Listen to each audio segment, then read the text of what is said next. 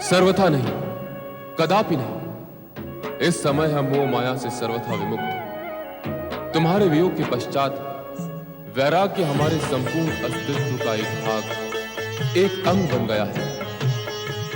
अब हम उस वैराग्य से दूर नहीं जाएंगे।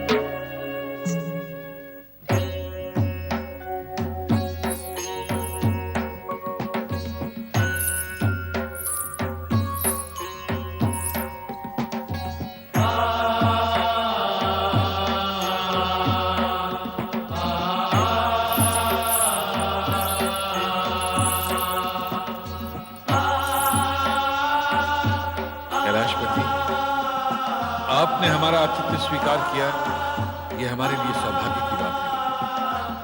कृपा करके हमें आदेश दें कि हम आपकी सेवा सुविधा के लिए क्या कर सकते हैं। हिमालय राज, हम कैलाश त्याग कर एकांत की खोज में यहां आए हैं। हमें एकांत चाहिए, सेवा सुविधा नहीं। आपसे हमारा विशेष अनुरोध है कि इस ओर किसी को भी आने की अनुमति न दी जाए। जैसा आप चाहेंगे कैलाशपति, वैसा ही होगा। किंतु आपकी सेवा करने और आपके लिए सुविधा जुटाने से आप हमें वंचित न करें। आप हमारे अतिथि हैं और अतिथि की सेवा करना हमारा कर्तव्य है। आपकी सेवा से हमारे एकांत में बाधा पड़ेगी। ऐसी स्थिति में हमें इस स्थान त्याग कर किसी अन्य स्थान पर जाना होगा। नहीं कैलाशपति, हम अपने अतिथि को अप्रसन्न कदापि नहीं कर सकते।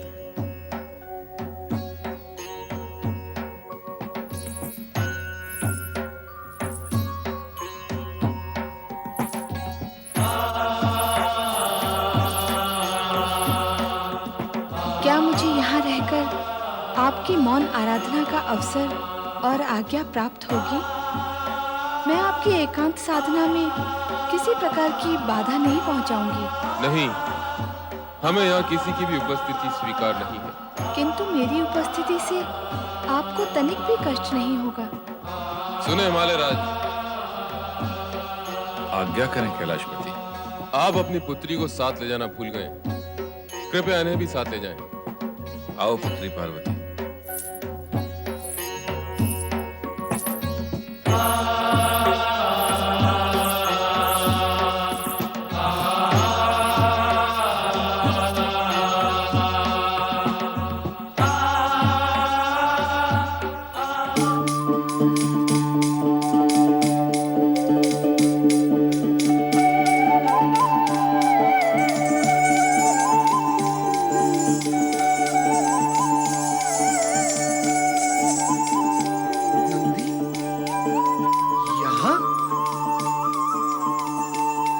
यदि नंदी यहाँ है तो नंदीश्वर भी अवश्य यही होंगे। जहाँ चंदन होगा सुगंध भी वही होगी। तो भगवान शिव कैलाश से अदृश्य होकर यहाँ प्रवास कर रहे हैं। वैसे ब्रह्मदेव हो या महादेव, नारद की दृष्टि से दूर कैसे जा सकते हैं? और नारायण तो मनवाणी से भी कभी दूर नहीं जाते। नारायण नारायण।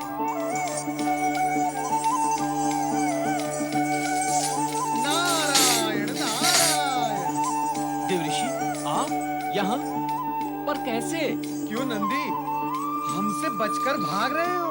मैं नहीं देवऋषि, वो तो भोलेनाथ। नंदी, तुम हो या तुम्हारे भोलेनाथ, नारद की दृष्टि से दूर नहीं जा सकते। अच्छा नंदी, हमें ये बताओ कि तुम और भोलेनाथ कैलाश से अदृश्य क्यों हो गए? ये तो भोलेनाथ ही जाने। नारायण नारायण। तुम भी तो कुछ जानते होगे नंदी। कहीं ऐसा तो नहीं कि वैराग प्रकट करने वाले भगवान भोलेनाथ के मन में अब अनुराग जाग गया हो और इसी कारणवश पार्वती का सामीप्य पाने हेतु वो यहाँ आ गए हो। ये सब मुझे कैसे ज्ञात होगा देव ऋषि? तो फिर मैं पूछकर ज्ञात कर लेता हूँ ना। अरे मुझ पर कृपा करें देव ऋषि, आप उस ओर ना जाएं। भगवान भोलेनाथ समाधि में लीन है, वो किसी से मिलना नहीं चाहते। मुझसे भी नहीं। नारायण नारायण। अरे नंदी, मैं उनका परम भक्त हूँ। भगवान भोलेनाथ मेरी वाणी सुने बिना नहीं रह सकते और मैं उनके दर्शन किए बिना। मुझे जाने दो। पर देव ऋषि, जो करता रहेगा पर वो शीघ्र जाएगा मर। मुझे जाने दो। नारायण नारायण।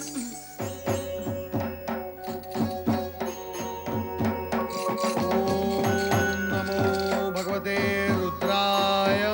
ओम नमो भगवते रुद्राय। नारद, तुम यहाँ भी चले आए?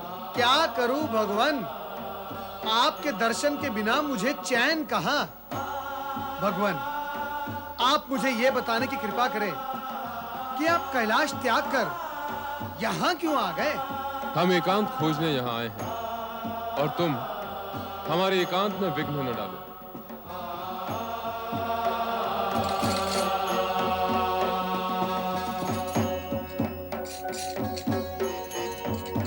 नारायण नारायण। जा रहे हैं देव ऋषि? हाँ नंदी, जब नारद का वश नहीं चला तो अन्य कोई यहाँ आकर कर भी क्या सकता है। कुछ समय पूर्व हिमालय राज परिवार सहित यहाँ आए थे। सहपरिवार? हाँ, हिमालय राज के साथ उनकी पत्नी मैना रानी, उनका पुत्र मैनाक तथा उनकी पुत्री पार्वती भी थी। अच्छा, पार्वती भी आई थी? वे सब निराश होकर लौट गए। भगवान भोलेनाथ ने जो आपसे कहा वही उन लोगों से भी कहा था कि हमें एकांत चाहिए। लगता है अब वो समय समीप आ गया है। कैसा समय देव ऋषि? नंदी, शक्ति ने जिस उद्देश्य से पार्वती के रूप में जन्म लिया है उसके पूर्ण होने का समय समीप आ गया है। भगवान भोलेनाथ कितने ही प्रयत्न कर ले किंतु शक्ति को विलग नहीं रख सकते। शक्ति शिवजी के समीप आएगी, अवश्य आएगी, शीघ्र ही आएगी।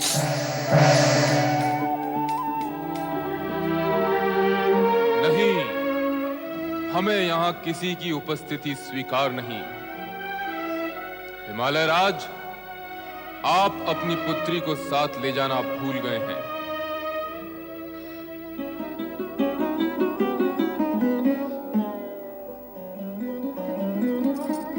पार्वती, तुम वहाँ से उठकर यहाँ आ बैठी। जब तुम वहाँ से यहाँ आ सकती हो, तो क्या हम वहाँ से यहाँ नहीं आ सकते? क्यों तंग कर रही हो? मुझे ये सब अच्छा नहीं लगता।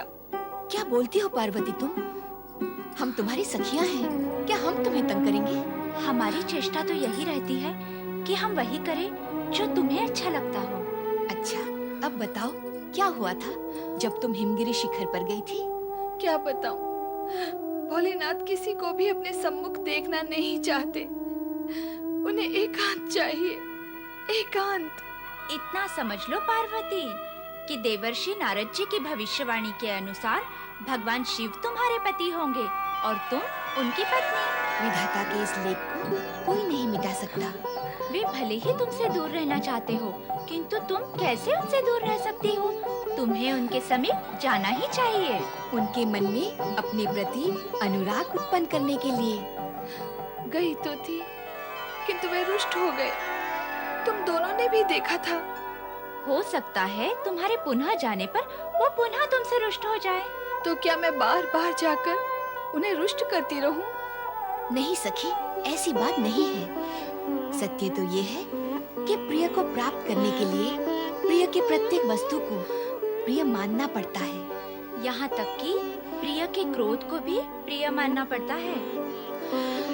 वे भले ही मुझसे रुष्ट हो जाएं, मुझे अपने से दूर करने की चेष्टा करें, किंतु मैं उनके रोष को भी प्रेम मानकर उनसे मिलने अवश्य।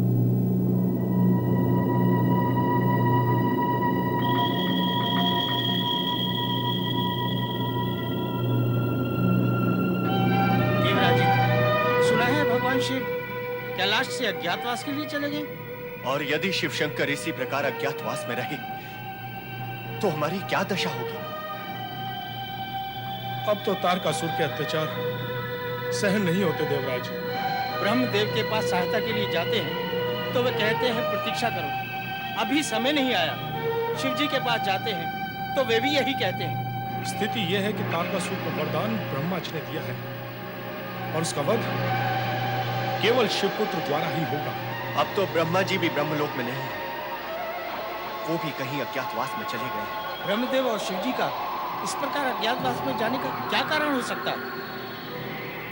संभव था हमारे बार बार उनके पास सहायता के लिए जाने से वे तंग आकर चले गए हों। व्यर्थ की चिंता करने से क्या लाभ है वायुदेव?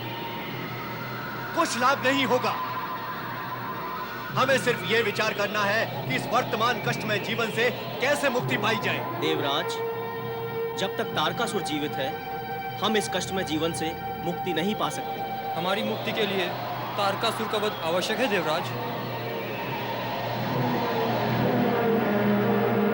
जिस दिन तारकासुर मारा जाएगा स्वर्ग का सिंहासन रिक्त होगा और हमारे देवराज पुनः सिंहासन पर बैठेंगे, तभी हम सुखी होंगे। देवराज, शीघ्र ही ऐसा उपाय करें जिससे तारकासुर और उसके साथी राक्षस मारे जाएं और हम सब तारे जाएं।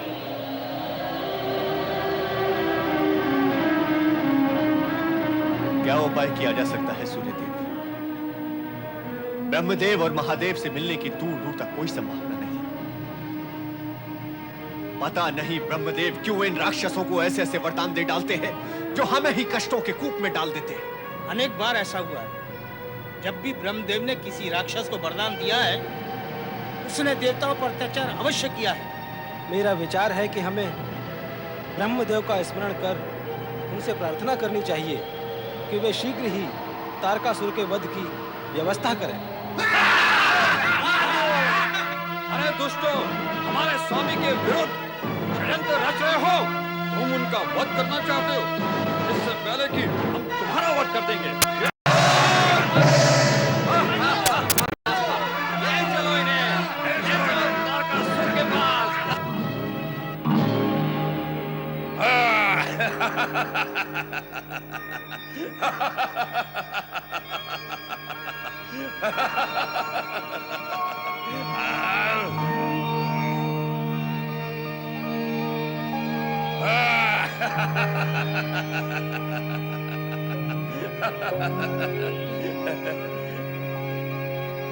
महाबली तारकासुर की, महाबली तारकासुर की। कौन है वो दुष्ट महाबली तारकासुर की जो हमारे रंग में भंग कर रहा है? महाबली तारकासुर की, महाबली तारकासुर की, महाबली तारकासुर की। कौन है ये लोग? क्या यही रंग में भंग कर रहे थे? ये रंग में भंग नहीं, अंग भंग करने की योजना बना रहे थे महाबली। अंग भंग? मदिरापान हम कर रहे हैं और मादकता तुम पर कैसे सवार हो गई? ये अंग भंग क्या होता है? ये देवता है, आपके विरुद्ध षड्यंत्र कर रहे थे। चुप! मैं जानता हूं कि ये देवता हैं और मैं ये भी जानता हूं कि ये मेरे विरुद्ध षड्यंत्र करते रहते हैं, किंतु ये अंग भंग क्या हुआ? राग रंग हो सकता है, रंगा रंग हो सकता है और रंग में भंग भी हो सकता है, किंतु ये अंग भंग क्या होता है? अंग भंग का अर्थ होता है अंग को भंग करना। ए मूर्ख, तू हमको भी अपनी तरह मूर्ख समझता है? अरे दुष्ट, सभा भंग होती है, निद्रा भंग होती है, शांति भंग होती है, नियम भी भंग हो जाते हैं, पर ये अंग भंग कैसे हो सकते हैं? दैत्यराज, यदि अंग को कड़क से काट दिया जाए तो वो भंग हो जाता है। ओ, तो ऐसा अंग भंग करने की योजना बना रहे थे ये देवता। पर किसका अंग भंग करने की? आपका महाबली। क्या ये हमारा अंग भंग करना चाहते हैं? हाँ स्वामी, अंग यदि अधिक भंग हो जाए तो इससे मृत्यु हो जाती है। इसे वध करना भी कहते हैं। अर्थात ये हमारा वध करना चाहते हैं। इसीलिए तो हम इन्हें पकड़कर आपके पास लाए हैं महाबली। हमारे प्राण लेने वालों के हम प्राण लेंगे। इन्हें मृत्यु दंड दे दो, समाप्त कर दो इन्हें। जैसी आपकी आज्ञा महाबली। तारकासुर, ये अन्याय है, घोर अन्याय। महाबली तारकासुर, ये देवता परमपिता ब्रह्मा जी के वरदान से अमर हैं। तुम इन्हें प्राण दंड नहीं दे सकते। यदि तुमने इन पर अत्याचार किया तो ये भगवान भोलेनाथ की शरण में चले जाएंगे। हे नारद मुनि, आज तुम इनके पक्ष में बोल रहे हो। ये शिव की शरण में चले भी गए तो मेरा क्या हित होगा? क्या कर लेंगे ये मेरा, और क्या कर लेगा इनका वो शिव? देवता कैलाश पहुंचकर शिव जी को विवाह के लिए प्रेरित करेंगे। इनकी प्रेरणा से यदि शिव जी का विवाह हो गया तो उन्हें पुत्र प्राप्ति होगी। यदि उन्हें पुत्र प्राप्ति हो गई तो तुम्हारा वध अटल है, क्योंकि परमपिता ब्रह्मा जी के वरदान के अनुसार तुम्हारा वध शिव पुत्र के हाथों निश्चित है। यदि आप अपना हित चाहते हो तो मेरी बात मान लो, इन्हें मुक्त कर दो।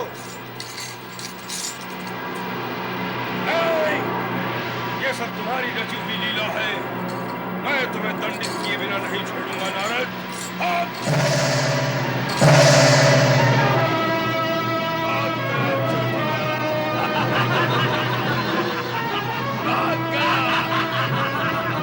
जाओ, तुम दुष्ट देवताओं को पकड़ कर लाओ और उस छोटी वाले को भी। महाबली तारकासुर की जय, महाबली तारकासुर की जय, महाबली तारकासुर की जय।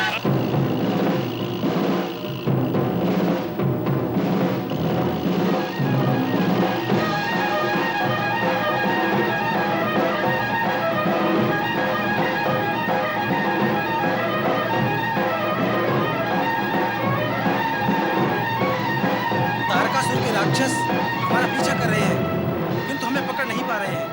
अदृश्य होने के कारण हम उन्हें दिखाई नहीं पड़ रहे। तो फिर हम उन्हें इसी ओर बुलाते हैं। कैसे?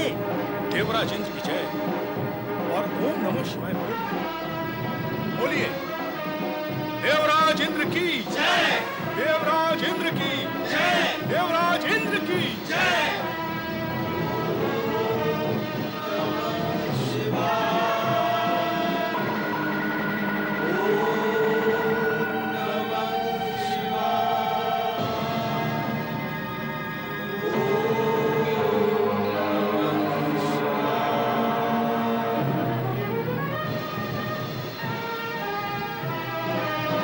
यहाँ तो कोई भी नहीं है। ये आवाज कहाँ से आई? देवता हमें तंग कर रहे हैं। वो यहीं कहीं है, पर अदृश्य है। लगता है देवता पृथ्वी की ओर भाग रहे हैं। हमें भी पृथ्वी की ओर चलना चाहिए।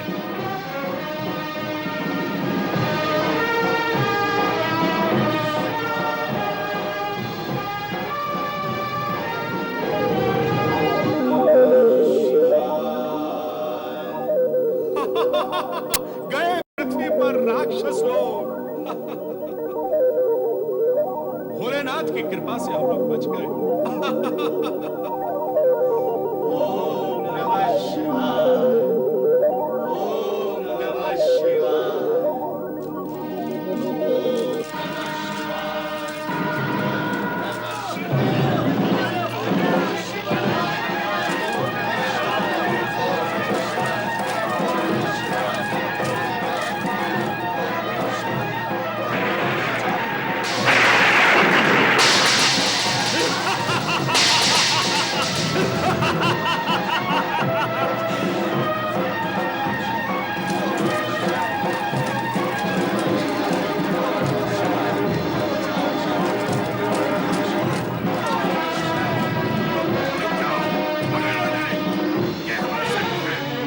हमें क्यों मार रहे हो?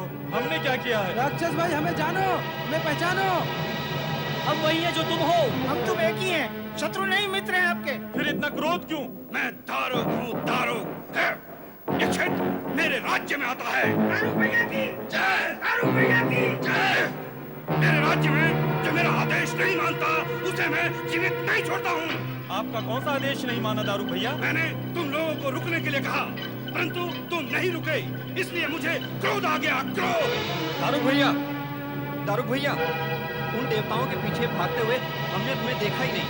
भूल हो गई, क्षमा कर दीजिए। ठीक है, तुम कहते हो तो क्षमा कर देता हूँ, नहीं तो नहीं करता। परंतु तुम लोग कौन हो, यहाँ क्या कर रहे हो? हम स्वर्गाधिपति महाबली तारकासुर के सैनिक हैं। तारकासुर? हाँ, जिनका स्वर्ग पे राज है और जिन्होंने इंद्र को पराजित करके वहाँ राज स्थापित किया है। अरे तुम उस तारकासुर की बात कर रहे हो? हाँ, तुम पहचानते हो उन्हें? हाँ, मैं उसे बहुत अच्छी तरह से पहचानता हूँ। बचपन में तू कबड्डी खेलते थे हम। अरे वो तो मेरा शिष्य है। तो फिर तुम हमारे दादा गुरु हुए। अवश्य, हम तुम्हारे दादा गुरु हैं। परंतु तुम हमें ये बताओ, तुम यहाँ भगदड़ क्यों कर रहे हो? मैं तुम्हारी क्या सहायता कर सकता हूँ? उन देवताओं को पकड़ने के लिए हम उनके पीछे भाग रहे थे। देवता? इन देवताओं ने सदा राक्षस जाति को तंग किया है, परंतु मैंने उन्हें यहाँ भागते हुए नहीं देखा। वो दिखाई नहीं देते, अदृश्य होने की शक्ति होती है उन देवताओं में। बड़े दुष्ट और नीच होते हैं ये देवता, माया जाल फैलाकर हमें कष्ट पहुंचाते हैं। यदि मैंने उन्हें देख लिया होता तो दबोच लेता मैं उन्हें। वो तो तुम अब भी कर सकते हो दारुक दादा। हाँ, वो मैं अब भी कर सकता हूँ, परंतु मैं जानना चाहता हूँ तुम उनके पीछे क्यों पड़े हो? क्या बिगाड़ा है उन्होंने तुम्हारा? हमारे स्वामी महाबली तारकासुर को तंग करते रहते हैं। कैसे तंग करते हैं? देवराज इंद्र की जय बोलकर। देवराज इंद्र की जय बोलकर? ओम नमः शिवाय भी बोलते हैं। ये क्या होता है? क्या बोला तुमने?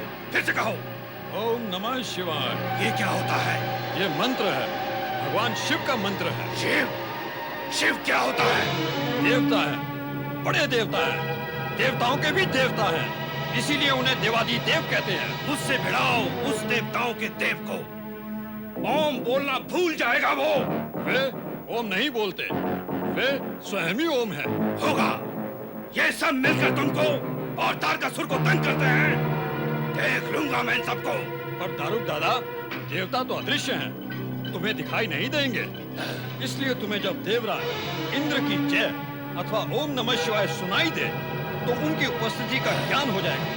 ध्वनि सुनकर उन्हें पकड़ लेना और हमें सौंप देना, फिर हम उन्हें समझ लेंगे। समझ गया। तुम लोग स्वर्ग में जाओ और तारकासुर से कहना कि दारुक ने तुम्हें शुभकामनाएं भेजी हैं। अवश्य।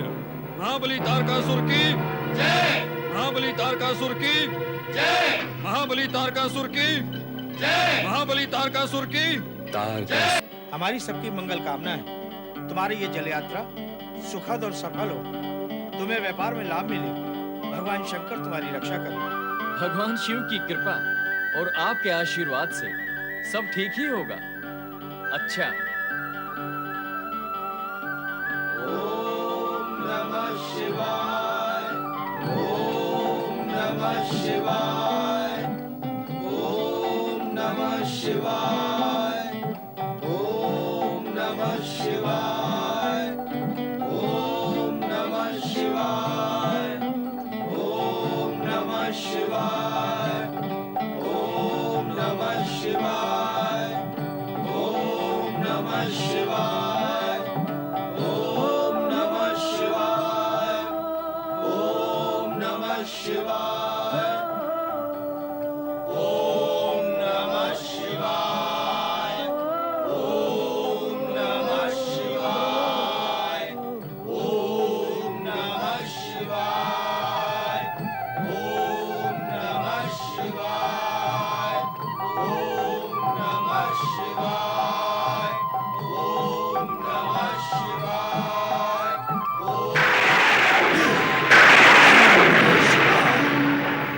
ओम नमः शिवाय। हे, तारकासुर के सैनिक और सेनापति ने यही बताया था, यदि कोई ओम नमः शिवाय बोले उसे पकड़कर उन्हें सौंप देना।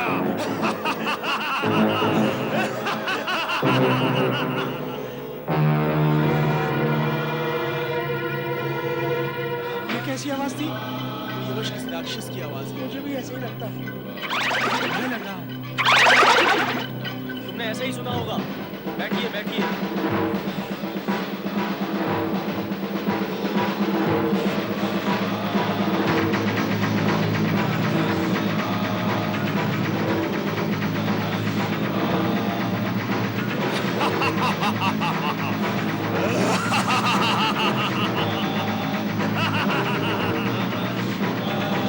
अवश्य राक्षस ही है।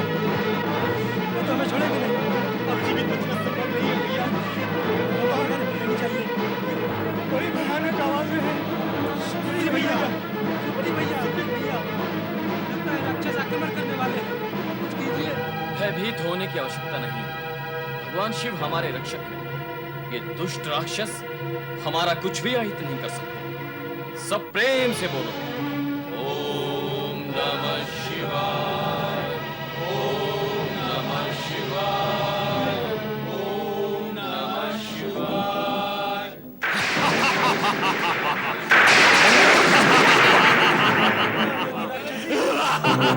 जीवित नहीं बचेंगे। हमें छोड़ेंगे।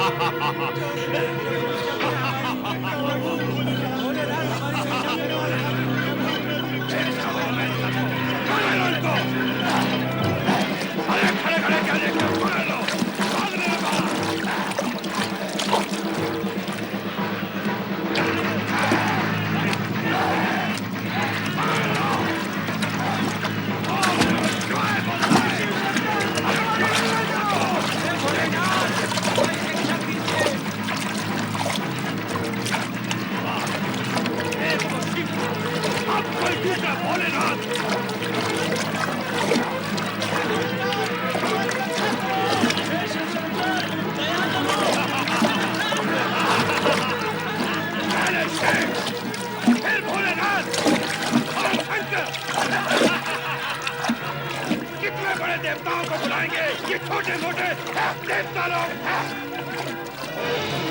देखूंगा मैं सब देवताओं को। ले चलो इन देवताओं को गुफा की ओर। हमें इनको राक्षसों को सौंपना है। ले चलो चलो इस सबको। ले जाओ इन सबको। ले जाओ। ये हम कहाँ जा रहे हैं सुप्री भैया? हम तो व्यापार के लिए निकले थे। लगता नहीं कि हम जीवित बच पाएंगे। ये राक्षस हमें वन प्रदेश में क्या जीवित रखने के लिए ले जा रहे हैं? सुना नहीं था? बड़े राक्षस ने कहा था कि वो हमें तारकासुर को सौंपेगा। सबसे बड़ा दुख तो इस बात का है, हमने भगवान शिव की शरण ली और उनकी महिमा गाई, रक्षा के लिए उन्हें पुकारा, किंतु सब व्यर्थ गया। नहीं मित्र, नहीं। भगवान की भक्ति कभी व्यर्थ नहीं होती। हो रही है, हो गई। नहीं मित्र, भगवान भी परीक्षा लेते हैं। इतनी कठोर परीक्षा कि प्राणों पर बनाए। भगवान अपने भक्तों को कष्ट और कठोरता की अग्नि में दबाकर कुंदन बनाना चाहते हैं। अरे ये क्या खुसर खुसर कर रहे हो? बंद कर दो इन्हें गुफा में।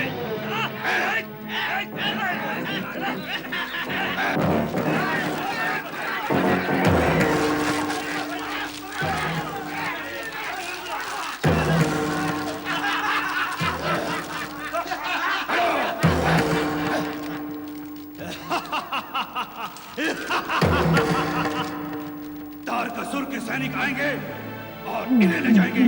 चलो इस गुफा का द्वार बंद कर दो। कहाँ आ गए हो? हमारे दुर्गंध के मस्तिष्क फटा जा रहा है। इन दुष्ट राक्षसों ने तो गुफा का द्वार भी बंद कर दिया। अब मृत्यु निश्चित है भाई। ये राक्षस अब हमें नहीं छोड़ेंगे।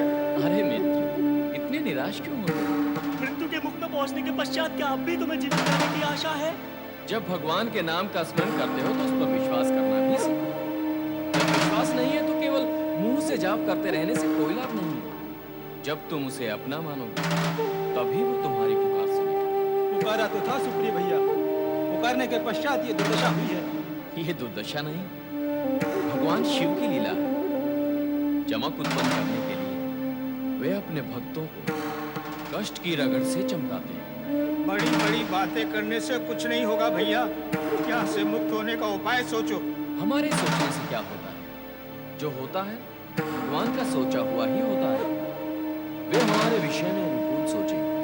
इसके लिए हमें उनके नाम का स्मरण करना होगा, उन्हें पुकारना होगा। तुम जैसा कहोगे वैसा ही करेंगे भैया।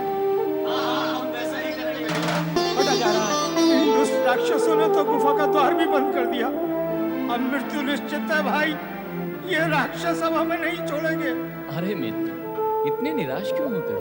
मृत्यु के मुख में पहुंचने के पश्चात क्या अब भी तुम्हें जीवित रहने की आशा है? जब भगवान के नाम का स्मरण करते हो तो उस पर विश्वास करना भी सीखो। जब विश्वास नहीं है तो केवल मुंह से जाप करते रहने से कोई लाभ नहीं है। जब तुम उसे अपना मानोगे तभी वो तुम्हारी पुकार सुनेगा। वो बड़ी बड़ी बातें करने से कुछ नहीं होगा भैया। यहाँ से मुक्त होने का उपाय सोचो। हमारे सोचने से क्या होता है? जो होता है भगवान का सोचा हुआ ही होता है। वे हमारे विषय में अनुकूल सोचें, इसके लिए हमें उनके नाम का स्मरण करना होगा, उन्हें पुकारना होगा। तुम जैसा कहोगे वैसा ही करेंगे भैया। हम वैसा ही करेंगे भैया।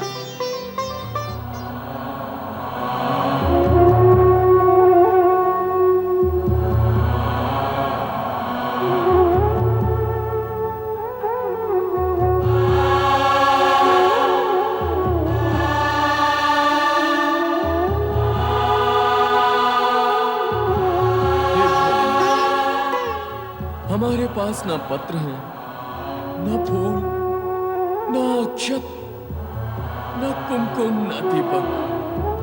हमारे पास कुछ भी तो नहीं है। कुछ है तो केवल हमारी भावना।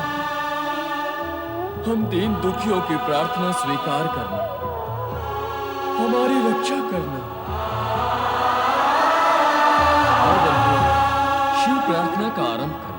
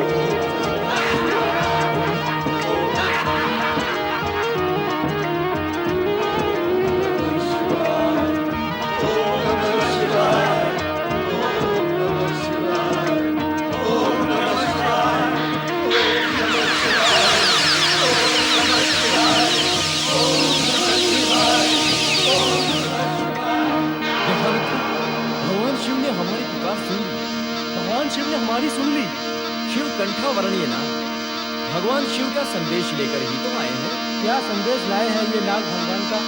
यही कि भगवान शिव राक्षस दारूक से हमारी रक्षा अवश्य करेंगे।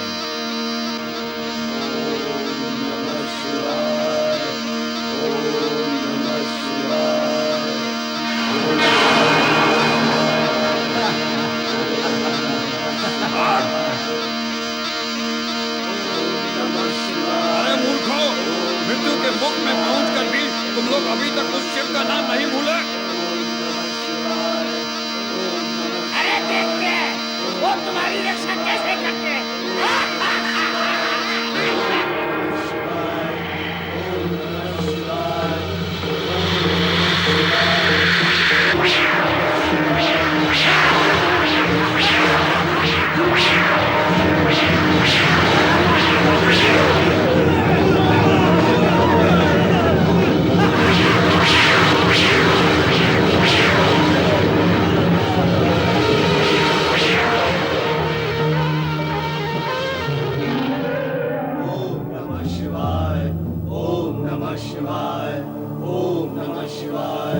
अब कहो मित्रों, भगवान शिव ने हमारी पुकार सुन ली ना? विश्वास का फल मीठा होता है ना? तो फिर बोलो एक साथ, ओम नमः शिवाय। महाबली दारुक, महाबली दारुक, दारुक दादा हमारी रक्षा करो। शीघ्र आओ दैत्यराज, कहाँ हो तुम?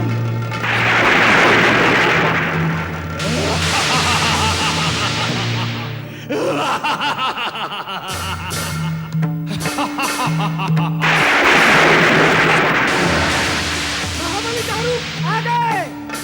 महाबली दारुक की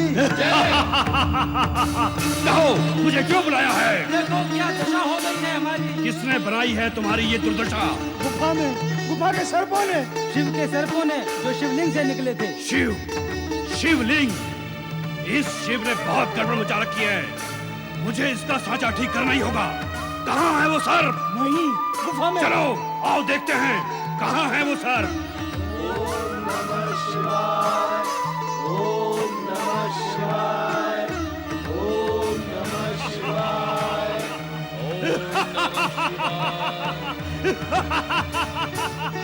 क्या हुआ? तुमने हुंकार नहीं सुनी उस राक्षस की? तुमने कृपा नहीं देखी भगवान शिव की? इतना समझाने पर भी तुम लोगों का विश्वास टूट क्यों जाता है? क्या करें सुप्रिय भैया, राक्षस का भय विश्वास हिला देता है। सत्य तो यह है कि तुम्हारे मन में विश्वास है ही नहीं, कारण कि जहाँ विश्वास होता है वहाँ भय हो ही नहीं सकता। विश्वास जल में लहर की भांति आता और जाता है। तुम्हारे मन में भय ने अपना स्थान बना लिया है। क्या करें, प्राणों का मोह भयभीत करता है। कहाँ से लाए हो ये प्राण? कहो कहाँ से लाए हो? क्या हाथ से विक्रय करके लाए हो? जिसने इस पृथ्वी पर जन्म दिया है केवल उसी को अधिकार है इन प्राणों का। वही भगवान शिव इस बार भी हमारे प्राणों की रक्षा का उपाय करेंगे। महाबली, इन शिवालों को मार काट कर इनके शव समुद्र में फेंक दो। हाँ दारुक दादा, बहुत अहंकारी हो गए हैं ये शिव नाम वाले। आज सबका कार्य पूर्ण कर देता हूँ, शिव का भी और शिव वालों का भी। यही होना चाहिए। हमारे स्वामी महाबली तारकासुर भी इन शिव नाम वालों से बहुत तंग आ चुके हैं। बहुत कष्ट देते हैं ये शिव नाम वाले। सारे कष्ट दूर कर देता हूँ, तारकासुर का भी और तुम्हारे भी। ओम नमः शिवाय।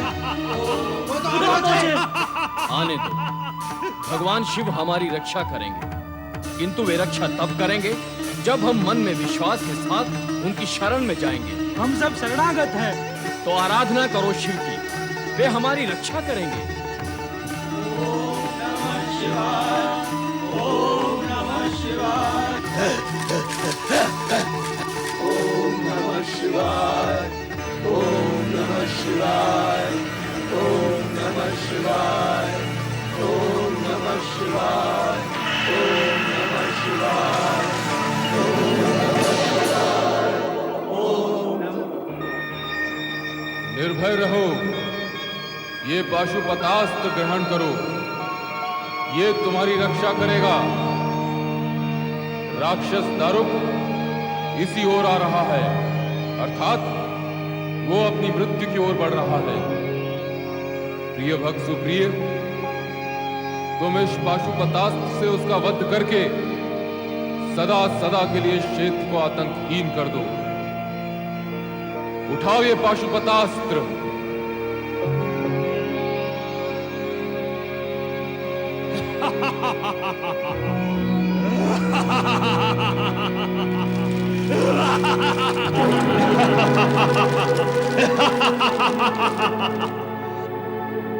तारकासुर के सेनापति को तुमने भगा दिया, परंतु दारुक को नहीं भगा पाओगे। दारुक को मैं तुम्हारा सर्वनाश कर दूंगा। ओम नमः शिवाय।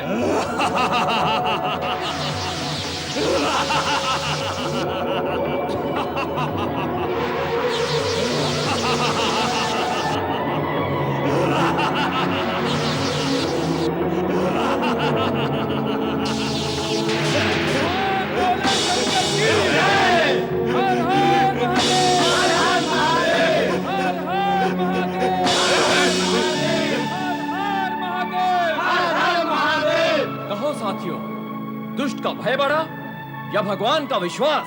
भगवान का विश्वास। इस सत्य को जीवन में कभी मत भूलना साथियों, कि भगवान हमें ऐसी विकट परिस्थिति में डालेंगे जहां से निकलने की संभावना ना हो। उन्होंने बार बार हमारी रक्षा की है, हमें उनका आभार मानना चाहिए। अवश्य। भगवान शिव हमारे पिता हैं, हम उनकी संतानें हैं। वो हमारी रक्षा तो करते हैं, परंतु सामने क्यों नहीं आते, दर्शन क्यों नहीं देते? उन्हें पुकारिए, बुलाइए, आएंगे, दर्शन अवश्य देंगे। तो चलो हम सब मिलकर पुकारते हैं। ओम नमः शिवाय, ओम नमः शिवाय, ओम नमः शिवाय, ओम नमः शिवाय, ओम नमः शिवाय। प्रिय भक्तजनों, प्रिय भक्त सुप्रिय, भगवान भोलेनाथ, ओम नमः शिवाय। कल्याण भव। भगवान शिव शंकर की भगवान, आपके दर्शन पाकर आज हमने सब कुछ पा लिया प्रभु। अब जीवन में कुछ भी पाना शेष नहीं है। मेरा जीवन धन्य हो गया प्रभु। प्रिय भक्त सुप्रिय, हम तुम्हारी भक्ति भावना, दृढ़ विश्वास और आस्था से अत्यंत प्रसन्न हुए। जो कामना हो मांग लो। आपके दर्शनों की कामना थी प्रभु, जो पूर्ण हो गई। अब यही कामना है कि आपके दर्शन सदा होते रहे। सदा के लिए दर्शन की इच्छा है तो उपाय करना होगा सुप्रिय। अवश्य करूंगा भगवान। आप ज्योतिर्लिंग के रूप में सदा सदा के लिए किसी स्थान पर विराजमान हो जाएंगे और शिव भक्तों पर फिर कोई भी अत्याचार न कर सके। उन पर आपकी कृपा सदा बनी रहे। तथास्तु। तुम्हारी इच्छा के अनुसार इस स्थान पर एक ज्योतिर्लिंग की स्थापना होगी और वो ज्योतिर्लिंग नागेश्वर ज्योतिर्लिंग के नाम से प्रसिद्ध होगा। जो भक्त इस ज्योतिर्लिंग का दर्शन, पूजन और आराधना करेगा उसे न तो कभी नागों का भय होगा, ना ही अकाल मृत्यु का। कल्याण भव।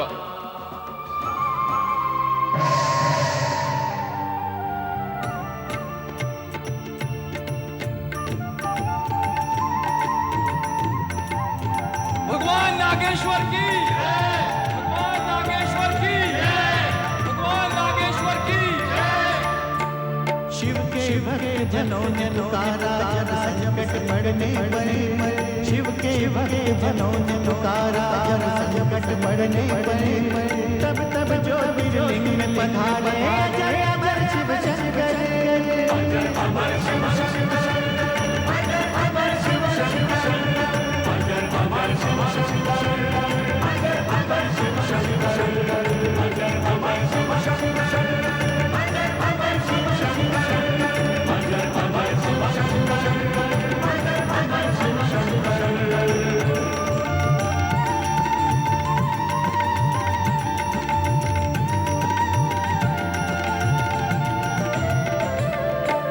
दारुकासुर के सारा रमेश मेरे नाम का ब्राह्मण। साथियों संग भक्ति भाव से करता था शिव जन। चार चाट पाटिक मंदिर तब वहाँ यकायक हुआ। इसके संग फैली वहाँ पे मैं शिव छटा। वही शिवा नागेश्वर के संग शिव शंकर जी आया। ज्योतिर्लिंग स्वरूप सदा शिव नागेश्वर कहलाया। ये वो ज्योतिर्लिंग है जहाँ पे मन वांछा मिलता। दुख के पतझड़ में भी यहाँ पे खुशी का खिलता। नागेश्वर की जय हो, नागेश्वर की जय हो, नागेश्वर की जय हो, नागेश्वर की जय हो, नागेश्वर की जय हो, नागेश्वर की जय हो, नागेश्वर की जय हो। विजया, यहाँ भी नहीं वहाँ भी नहीं, फिर गई कहाँ? विजया ने कहा था कि तू भी उसे खोज, और वो स्वयं खो गई। अब मैं कहाँ खोजूं उसे? वही। अरे विजया, तू कहाँ रह गई थी? तू बोलना, तू कहाँ थी अब तक? तेरी मति मारी गई है। तूने ही तो कहा था कि मैं इधर जाऊँ और तू उधर जाएगी पार्वती को ढूंढने के लिए। तो मैं ढूंढ ही रही हूँ। तो तू अब तक उसे ढूंढ ही रही है? क्यों, तूने ढूंढ लिया है उसे? नहीं, फिर तो मैं भी तुझसे यही प्रश्न कर सकती हूँ कि तू अब तक ढूंढती रही है उसे। अर्थात पार्वती नहीं मिली? नहीं। कहाँ गई होगी? विजया, मुझे तो लगता है वो हिमगिरी शिखर पर शिव जी के पास गई होगी। नहीं, वो वहाँ नहीं जा सकती। क्यों नहीं जा सकती? कौन रोकेगा उसे? स्वयं शिव जी ने तो कहा था कि वो एकांत चाहते हैं और कोई उनके समीप आकर उनकी एकांत समाधि में बाधा ना डाले। हाँ, कहा था। पर क्या पार्वती शिव जी की बात मानेगी? जया, वो शिव जी के अतिरिक्त और किसी की बात नहीं मानेगी। अरे तू बोलती ही जाती है। हम तो आए थे यहाँ पार्वती को ढूंढने के लिए। इसमें मानने या ना मानने की बात कहाँ से आती है? लगता है तेरे मस्तिष्क ने तेरा साथ छोड़ दिया। इस पर फिर विचार करेंगे किसके मस्तिष्क ने क्या छोड़ा है। अभी चलकर पार्वती को ढूंढते हैं। चल चलो। ओम नमः शिवाय। कहाँ चली गई? पता नहीं। ओम नमः शिवाय। वो वहाँ। वहाँ कहाँ? हे मेरी माँ, मस्तिष्क के साथ साथ इसकी आंखें भी गई। अरे मेरी आंखों से देख, वो सामने। अरे वो पार्वती है या कोई ऋषि मुनि? चल चल कर देखते हैं। चल। ओम नमः शिवाय। ओम नमः शिवाय। ओम। अरे ओ ज्ञानी जी, अरे ओ ज्ञानी योगी जी। ओम नमः शिवाय। मुनिवर, तुम्हारे भक्त आए हैं। भक्त नहीं मूर्खा, शिष्य आए हैं। शिष्य नहीं निर्बुद्धि, शिष्याएं आई हैं।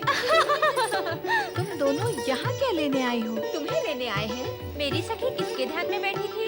विजया, अब ये प्रश्न कहाँ रहा? हाँ री हाँ, प्रश्न तो कब का उत्तर बन गया है। तुम्हें हर समय छेड़छाड़ ही सूझती है। हर समय नहीं, समय समय पर। यदा कदा, अर्थात कभी कभी। देखो, जब कोई ध्यान में बैठा हो तो उसे बाधा पहुंचाना उचित नहीं है। वो पाप का भागी होता है। माई रे माई, हम तुम्हारे पाप में भागीदार नहीं होंगे। हम तो केवल तुम्हारी प्रसन्नता और तुम्हारे सुख में ही भागीदार बनेंगे। इसके लिए तुम दोनों को मेरी एक बात माननी होगी। अवश्य मानेंगे। तो फिर तुम दोनों यहाँ से चुपचाप चली जाओ। चलो विजया। चलो जया। ओम नमः शिवाय। ओम नमः शिवाय। कैलाशवासी शिव समझते क्या है अपने आप को? क्या वो हिमालय राय से भी ऊंचे हो गए? ये कहाँ का न्याय है कि हमारी ही भूमि पर आए अतिथि हमारा ही तिरस्कार करे? हमारे मान सम्मान का तनिक भी विचार नहीं किया उन्होंने।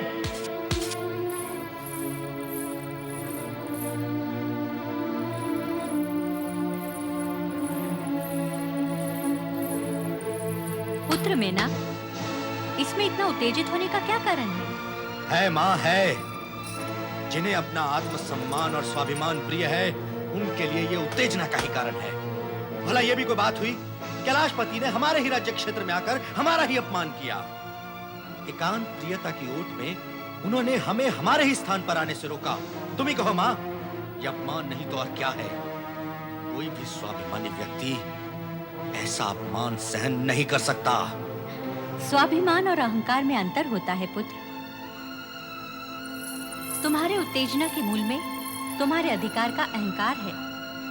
यदि हमें हमारे क्षेत्र के अतिरिक्त किसी और स्थान पर आने से रोका जाता तो तुम्हारे अहम को ठेस नहीं लगती। अहम को चोट तो इसलिए लगी है कि तुम्हें तुम्हारे अधिकृत स्थान पर आने से रोका गया है। परंतु माँ, उन्हें यह तो सोचना चाहिए था कि यदि वो हमें हमारे ही स्थान पर आने से रोकेंगे तो हमारी मानसिकता किस ओर गतिमान होगी। सारी स्थिति जानते हुए भी तुम ऐसी बातें क्यों कर रहे हो पुत्र? क्या उन्होंने नंदी को भेजकर हमसे अनुमति नहीं मांगी थी और स्पष्ट नहीं किया था कि वो एकांतवास के लिए हिमगिरी पर्वत पर आना चाहती है? पुत्र, अगर एकांत की समस्या नहीं होती तो क्या कैलाश पर्वत का क्षेत्र छोटा था उनके लिए? अरे जया, पार्वती कहाँ है? मैंने भी उसे प्रातःकाल से नहीं देखा। कहाँ गई है वो? क्या बात है, तुम दोनों बोलती क्यों नहीं हो? कहाँ है पार्वती? वहाँ। वहाँ कहाँ? वो उद्यान में। उद्यान में? उद्यान में अकेली क्या कर रही है? ध्यान कर रही है। ध्यान कर रही है? किसका ध्यान? भगवान शिव का ध्यान। शिव का ध्यान? तुम दोनों उसे बुलाकर साथ में क्यों नहीं लाई? कैसे लाती? वो तो किसी से बात करने के लिए भी तैयार नहीं है। जो हमारा अपमान करे, पार्वती उस शिव की आराधना कर रही है। मां, पार्वती को रोकना होगा, तुरंत रोकना होगा। मैं उसे शिव की आराधना नहीं करने दूंगा। मैं अभी लेकर आता हूं उसे। क्रोध और उत्तेजना से किया हुआ कोई भी कार्य शुभ नहीं होता पुत्र। धैर्य करो। किंतु पिताश्री, जिस शिव ने हमारा अपमान किया, पार्वती उसी की आराधना कर रही है। क्या ये उचित है? अपने माता पिता के समक्ष उचित और अनुचित का प्रश्न करना क्या संतान के लिए उचित है? और तुम्हारा ये मान लेना कि शिव ने हमारा अपमान किया है, क्या ये उचित है? किसी की आराधना में विघ्न डालना भी क्या उचित है? उत्तर दो पुत्र।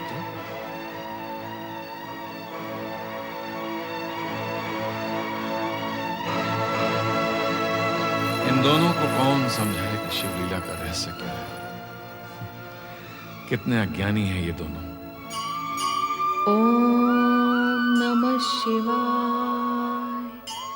ओम नमः शिवाय।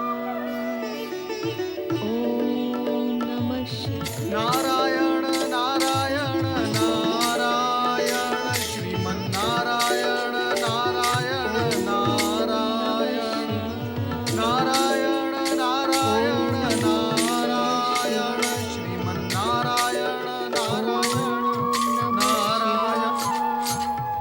ओम नमः शिवाय। देवर्षि, पार्वती का शत-शत प्रणाम स्वीकार करें देवर्षि। कल्याण भव, तुम्हारी मनोकामना पूर्ण होगी।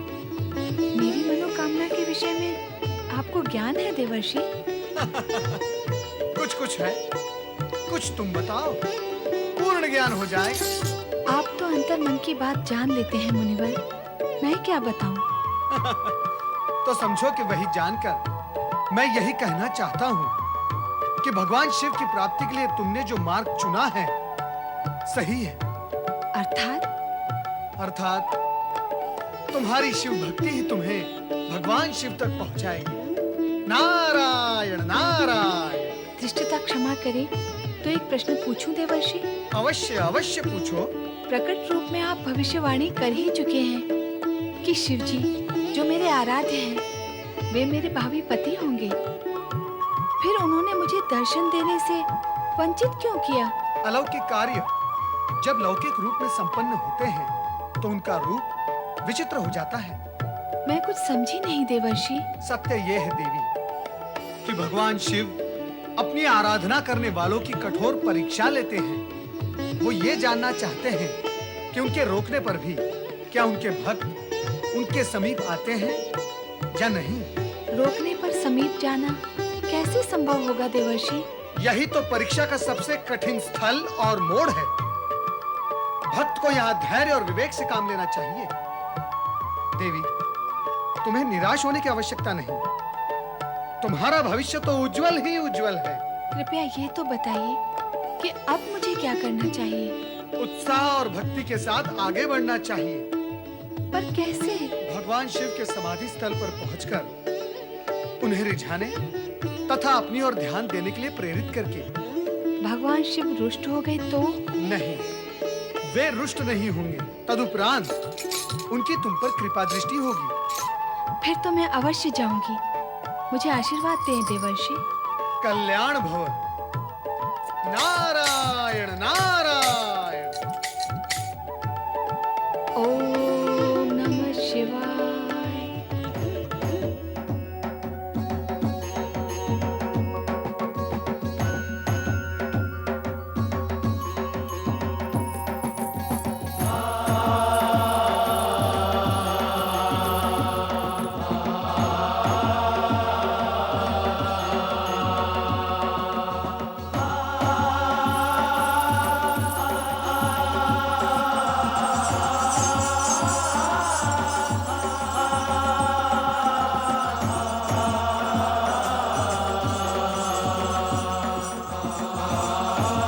क्षमा करें देवी, स्वामी के एकांत ध्यान में बाधा ना डालें। अभी अभी तुम क्यों बाधा डाल रहे थे उन्हें पुष्प अर्पित करके? मैं वह सब नहीं कर रहा था। मैं तो अपने स्वामी और आराध्य की आराधना कर रहा था। मैं भी वही और उतना ही करूंगी। अपने आराध्य की मौन पूजा करने आई हूँ। मेरी उपस्थिति से उन्हें तनिक भी विघ्न नहीं पड़ेगा।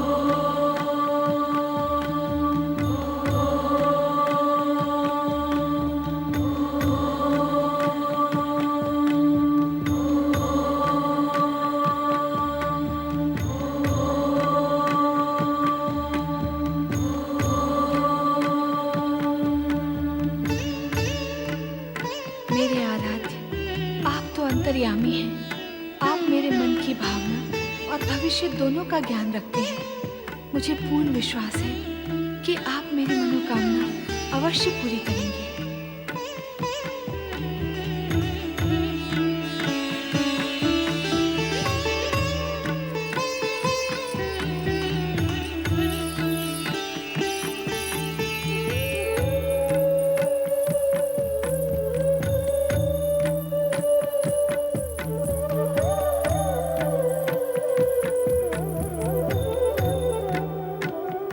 अरे जया, विजया, कहाँ चली गई? क्या हुआ माँ? पुत्र, ये जया विजया कहाँ चली गई? कहीं देखा है तुमने उन्हें? यही कहीं होंगी। वो देखो, वो रही। जी महारानी जी। कहाँ थी तुम दोनों? और पार्वती कहाँ है? प्रातः काल से मैंने उसे देखा भी नहीं है। बैठी होगी वहीं उद्यान में, ध्यान लगाए। अर्थात तुम्हें भी ज्ञात नहीं कि पार्वती कहाँ है इस समय? ज्ञात कैसे होगा माँ? इन दिनों उसका कोई एक स्थान तो है नहीं। दिन भर यहाँ से वहाँ, वहाँ से यहाँ भटकती रहती है वो। जया, तुमने देखा है पार्वती को? नहीं, मैंने नहीं देखा।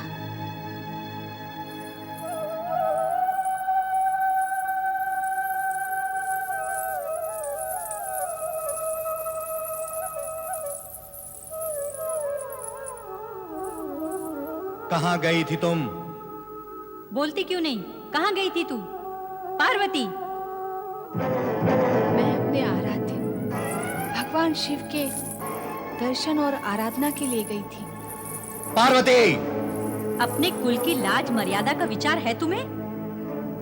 विचार होता तो वहां जाती ही क्यों? उसके पास जिसने हमारा अपमान किया। अपमान सम्मान का विचार ना भी हो तो भी क्या इसका वहां जाना उचित है? उस भस्म से लिपटे कैलाशपति और योगी के पास। भैया, मैं आपसे विनती करती हूँ कि आप उनके सम्मान में कुछ न कहें। मुझसे सुना नहीं जाएगा। क्यों नहीं सुना जाएगा? जब मैं कह सकता हूँ तो तुम मेरी बहन होकर क्यों नहीं सुन सकती? इसलिए कि वे मेरे आराध्य हैं। किसने कहा उसकी आराधना करने के लिए? आपसे किसने कहा? उनके प्रति अपने मन में दुर्भावना रखने के लिए। क्या ये मेरे प्रश्न का उत्तर है? हाँ, यही उत्तर है। ये मनमानी की बात है।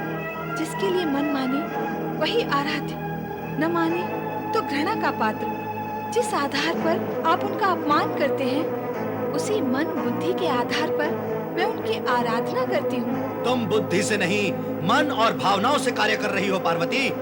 जीवन के निर्णय भावनाओं के आधार पर नहीं होते। भैया, मैं आपसे पुनः प्रार्थना करती हूँ कि आप मेरी शिव आराधना में बाधक न हो, अन्यथा परिणाम शुभ नहीं होंगे।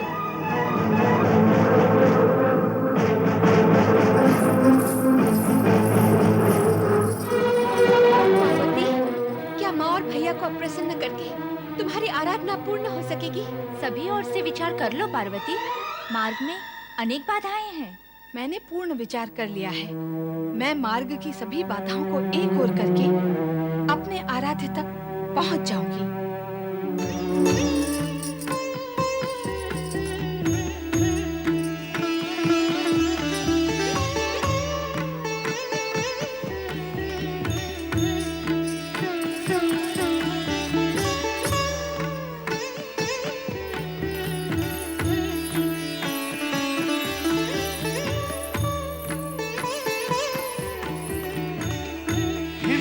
पार्वती,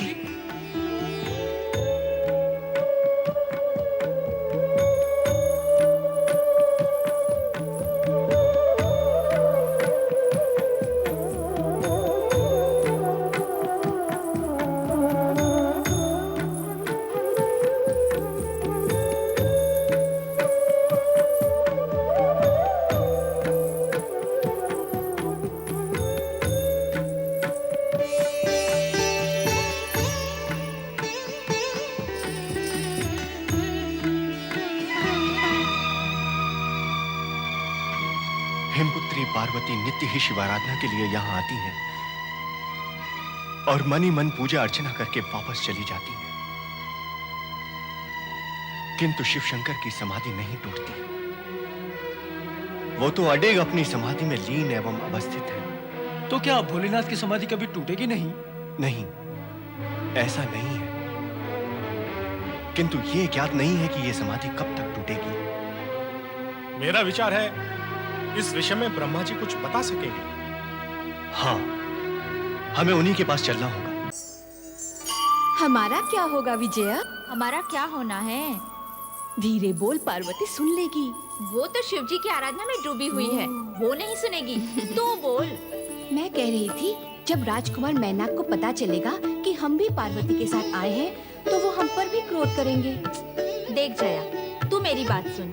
तू, मैं और पार्वती कुछ अनुचित नहीं कर रहे हैं। वो अपने आराध्य की पूजा करने यहाँ आई है। हम उसकी सखियाँ हैं, उसका सहयोग देकर हम कुछ अनुचित नहीं कर रहे हैं। फिर भाई कैसा? मैं तो कहती हूँ, हमें मिलकर भगवान शिव से प्रार्थना करनी चाहिए कि शीघ्र ही पार्वती पर प्रसन्न हो जाएं। देवी पार्वती, नंदी का नमस्कार स्वीकार करें। नमस्कार नंदी महाराज। देवी, आज आपके साथ ये दो बालिका हैं। ये जया और ये विजया, मेरी सखियाँ। किंतु देवी, चिंता न करें नंदी महाराज, इनके कारण कोई विघ्न नहीं पड़ेगा।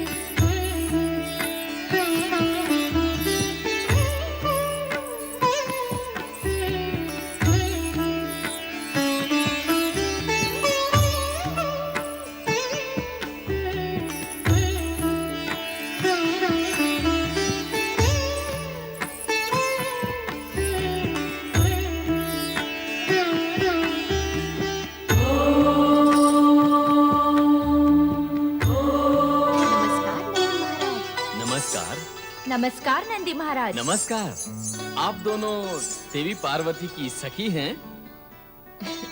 अभी अभी बताया उन्होंने। हाँ, हम पार्वती की सबसे प्रिय सखियां हैं। देवी पार्वती भी आपकी सखी है ना? हाँ। मेरा अभिप्राय यह है कि आपकी सखी पार्वती भगवान शिव शंकर की परम भक्त है, नित्य आराधना के लिए आती है। ऐसे निष्ठावान, आस्थावान और समर्पित भक्त होते ही कहाँ हैं? इसमें तो संदेह ही नहीं कि पार्वती शिव जी की अनन्य भाव से आराधना करती है। इसीलिए मैंने अपने स्वामी की आज्ञा का उल्लंघन करके देवी पार्वती को यहाँ आराधना करने से रोका नहीं। उनकी पूजा भक्ति देखकर मेरे मन में ये विचार आया कि मुझे इन दोनों के बीच में बाधक नहीं बनना चाहिए। तुमने अपने स्वामी की आज्ञा का उल्लंघन अवश्य किया है, किंतु उससे भी बड़ा पुण्य कर्म किया है। पार्वती को शिव आराधना का अवसर देकर तुमने पार्वती की भक्ति भावना को समझा है। सत्य तो ये है कि आपकी उदारता और महानता के कारण ही पार्वती शिव आराधना करने में सफल हो सकी है।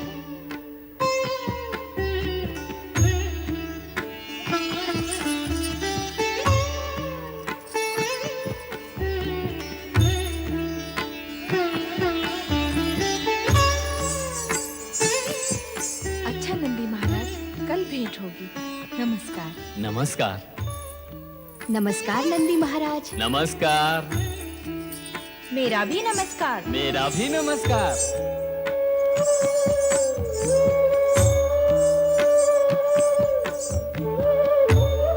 देवी पार्वती की प्रार्थना कब सुनेंगे भोलेनाथ? ब्रह्मदेव की जय। कृपा करें परमपिता, दर्शन दें सृजनहार। देवराज, क्या आपको ज्ञात है कि ब्रह्मदेव ने अपना स्थान और स्वरूप क्यों परिवर्तित किया? नहीं देवी सरस्वती, हमें तो आश्चर्य है, ब्रह्मदेव ने ऐसा स्वरूप क्यों बनाया है? मैं आप सभी देवगणों से प्रार्थना करती हूँ कि आप ब्रह्मा जी की सृष्टि रचना के रचनात्मक कार्य में बार बार विघ्न न डालें। ब्रह्मलोक में बार बार आपके आगमन से सृष्टि की रचना के कार्य में बाधा आ रही थी। उसी कारण उन्हें अपना स्थान और स्वरूप परिवर्तित कर यहाँ आना पड़ा, किंतु आप यहाँ पर भी आ पहुँचे। देवी सरस्वती, ब्रह्मदेव के कार्य में बाधा डालना हमारा उद्देश्य नहीं है।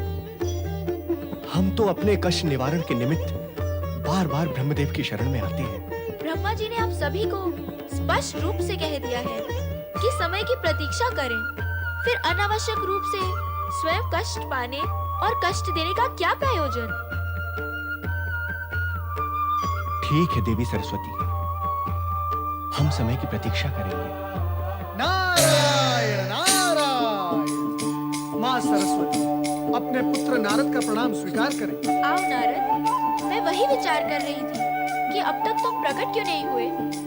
माँ, आपके पुत्र नारद की नियमावली में अकारण और समय से पहले प्रकट होने का कोई नियम नहीं है। नारायण नारायण। समय आ पहुँचा तो मैं भी आ पहुँचा। समय पर और कारण सहित प्रकट होने का तुम्हारा नियम है नारद, तो अब यहाँ आने का कारण भी बता दो। देवराज इंद्र के मन की व्यग्रता ही मेरे आगमन का कारण है माँ। माँ, जब तक देवराज इंद्र अपने मन की पीड़ा परमपिता ब्रह्मदेव से नहीं कह लेंगे, तब तक के लिए वे व्यग्र रहेंगे, और जब तक ये व्यग्र रहेंगे तब तक मैं भी व्यग्र रहूंगा। माँ, कृपा करें और परमपिता ब्रह्मदेव के दर्शन की आज्ञा दे। जो कुछ तुमने कहा है और जिस ढंग से कहा है, ऐसी स्थिति में आज्ञा ना देकर मैं स्वयं भी व्यग्र हो जाऊंगी। माँ सरस्वती की माँ सरस्वती की माँ सरस्वती की परम पिता ब्रह्मा जी की जय।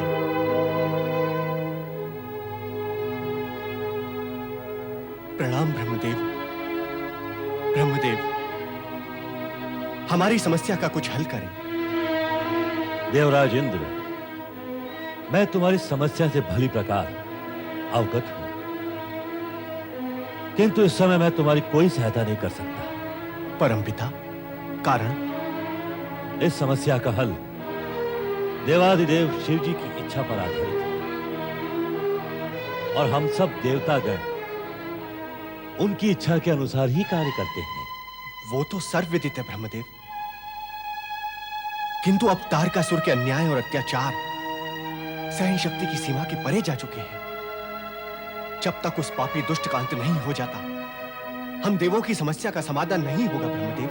देवराज, एक ही सत्य को बार बार दोहराने पर भी तुम उसे भूल जाते हो। कौन सा सत्य ब्रह्मदेव? किसी का अधोपतन या अंत होता है तो उसके पुण्य कर्मों का फल क्षीण होने से, और किसी को सुख शांति संप्रदा और सौभाग्य की प्राप्ति होती है उसके पुण्य कर्मों के फलस्वरूप। तारकासुर तपस्या का सुफल भोग रहा है और देवतागण तपस्या भूल गए हैं। जब पुण्य ही शेष नहीं है तो समस्याएं ही समस्याएं होंगी। आप आज्ञा करें ब्रह्मदेव, हम तपस्या करेंगे। मेरी आज्ञा पाकर तपस्या करने से क्या होगा? पुण्य संचित करने के लिए आप लोगों को शिव आराधना करनी होगी ताकि आपके कष्ट मिट सके। परमपिता, पार्वती कितने समय से भगवान शिव की आराधना कर रही है, किंतु अब तक वो अपने लक्ष्य में सफल नहीं हुई। अज्ञानी मत बनो नारद, तुम्हें तो भली प्रकार विदित है कि आराधना और तपस्या कभी व्यर्थ नहीं जाती। पार्वती की तपस्या भी सफल होगी, उसकी आराधना भी सफल होगी। जब तुम काशी विश्वनाथ के ज्योतिर्लिंग की कथा सुनोगे तो इस सत्य को स्वीकार करोगे कि जब अपकर्म व्यर्थ नहीं होता तो जब तब से प्राप्त सत्कर्म कैसे व्यर्थ होगा? काशी विश्वनाथ में ज्योतिर्लिंग कैसे प्रकट हुए थे, हम सब सुनने के इच्छुक हैं देव। ये तो आप सभी जानते हैं कि शिव और शक्ति एक रूप है। शिव और पार्वती की लौकिक तथा वर्तमान लीला इस जगत के समक्ष तपस्या का महत्व बताने के लिए ही रची जा रही है ताकि आने वाले युग में यह प्रसंग आदर्श प्रस्तुत कर सके। मेरी बात सुनो कि शिव शक्ति का अर्धनारीश्वर रूप ही इस जगत में व्याप्त होगा।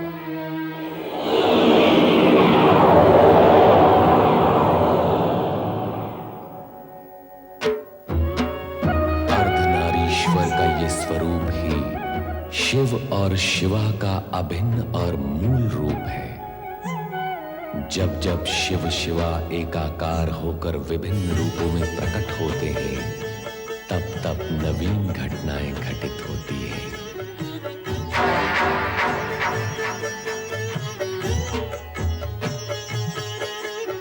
हे विश्व के नाथ, सभी दिव्य विभूतियां दिव्य स्थानों पर विराजित हैं, पर हमारा स्थान कहाँ होगा? जहां विश्वनाथ सर्वप्रथम अवतरित होकर जगत के कल्याण की कामना करेंगे, वही स्थान हमारा होगा शिवा।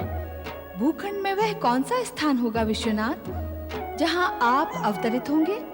काशी ही वो परम पावन स्थान होगा जहां ज्योतिर्लिंग की स्थापना होगी और जहां समस्त प्राणियों के संपूर्ण पापों का नाश होगा।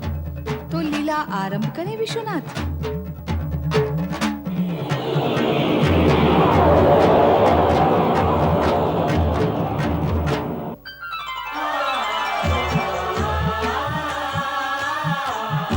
शिव लीला में तुम भी सहयोग करो शिवा।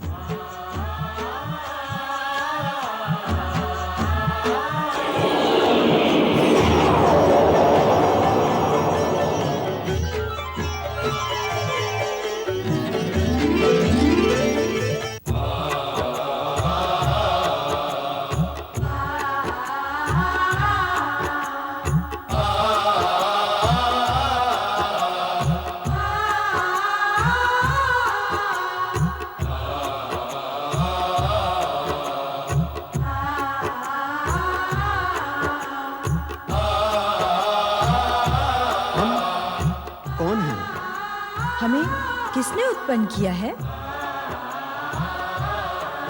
कहां से आए हैं हम? कहां जाएंगे हम?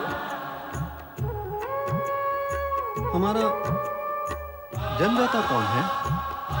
हमें तो ये भी ज्ञान नहीं।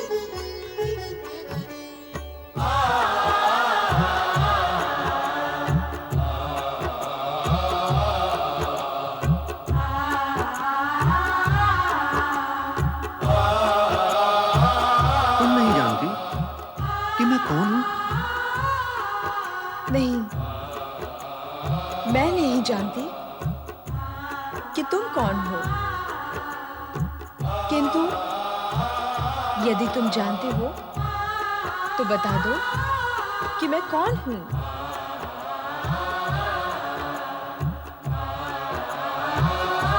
अच्छा, तुम आई कहां से हो?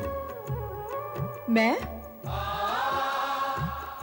जहां से तुम आए हो। मैं कहां से आया हूं?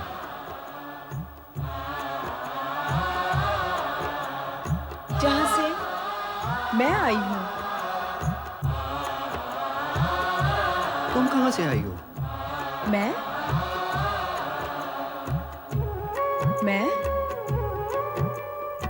कहां से आई हूं? मैं कहां से आई हूं?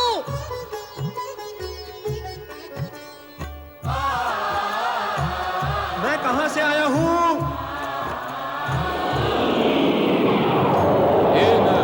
ए नारी, तुम शिव और शिवा से उत्पन्न नर और नारी, व्यग्रता का त्याग कर अपने पिता शिव की आराधना और तपस्या करो। तुम्हें सभी प्रश्नों के उत्तर मिल जाएंगे। आराधना क्या होती है? तपस्या किसको कहते हैं? शिव की कृपा और इच्छा से उनके त्रिशूल पर पृथ्वी का एक खंड प्रकट होगा, जिसे काशी नाम से जाना जाएगा। काशी में पहुंचते ही तुम्हें आराधना और तपस्या की स्वयं स्फूर्ति एवं प्रेरणा होगी। अपने सभी प्रश्नों का समाधान तुम्हें प्राप्त हो जाएगा।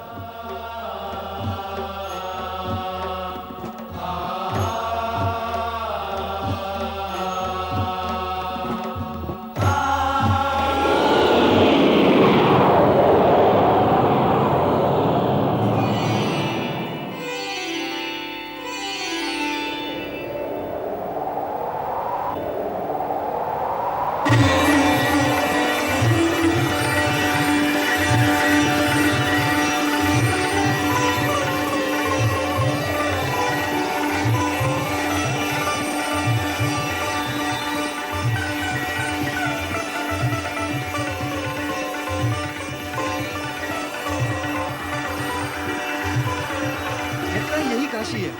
हाँ, यही काशी है।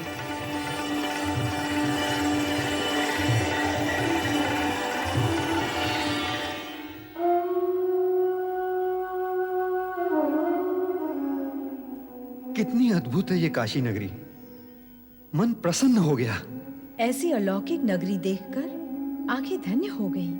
मन में ऐसी प्रेरणा जागृत हो रही है कि हमें शिव आराधना करनी चाहिए। मेरी आत्मा भी इसकी इच्छुक है। नमः शिवाय। ओम नमः शिवाय। ओम नमः शिवाय। ओम नमः शिवाय।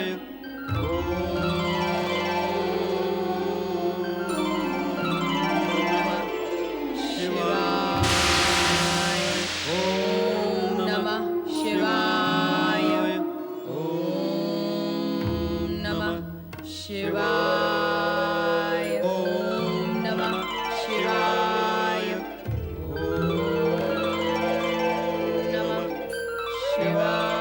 शिवाय। ओम नमः शिवाय। ओम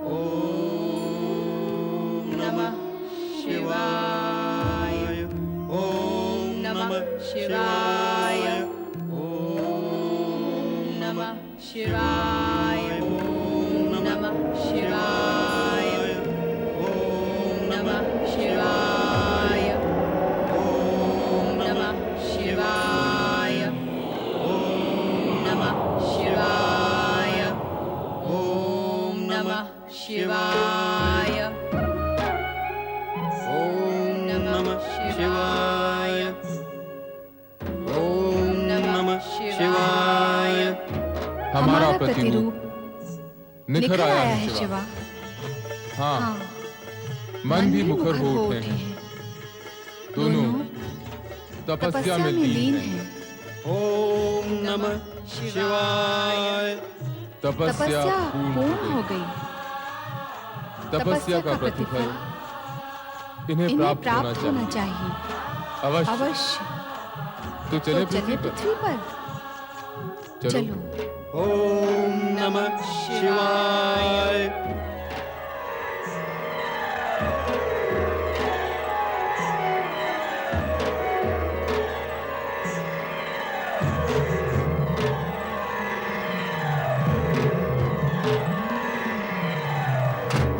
ओम नमः शिवाय। आंखें खोलो। हमसे उत्पन्न पुरुष एवं प्रकृति, आंखें खोलो।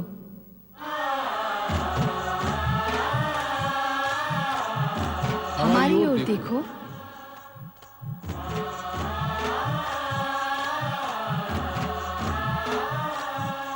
हम तुम्हारी तपस्या से प्रसन्न हैं।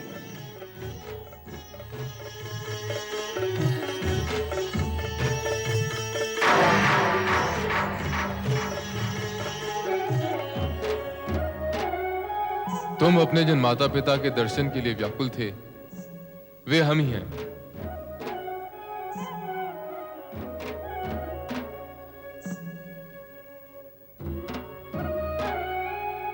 तुम जानना चाहते थे कि तुम्हारी उत्पत्ति कैसे हुई। वे हम ही हैं जिनके द्वारा तुम्हारी उत्पत्ति हुई है। मैं तुम्हारा पिता हूं। मैं तुम्हारी माता हूं। आपका नाम क्या है? मेरा नाम शिव है। आपका नाम क्या है? मेरा नाम शिवा है। तुम दोनों ने हमारी आज्ञा का पालन करते हुए आदर्श नर नारी का रूप प्रस्तुत किया है। हम तुम दोनों से प्रसन्न हैं। कहो, तुम क्या चाहते हो?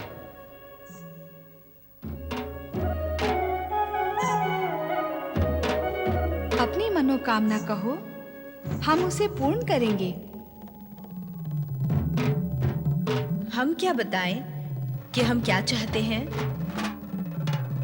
हमारी मनोकामना क्या है, हमें ज्ञात नहीं। हम आप ही से उत्पन्न हुए हैं। आप ही बताएं कि हमें क्या मांगना चाहिए। हाँ, उचित यही होगा कि आप हमें बताएं कि हमें क्या चाहिए। प्रभु, हमसे उत्पन्न इन जगत के प्रथम नरनारी युगल की तपस्या को अमर करने के लिए आप सदा सदा के लिए काशी विश्वनाथ ज्योतिर्लिंग के रूप में प्रतिष्ठित हो जाएं। आपके ज्योतिर्लिंग की आराधना से काशी में मुक्ति कामना से आए आपके भक्तों का कल्याण होगा। तथास्तु।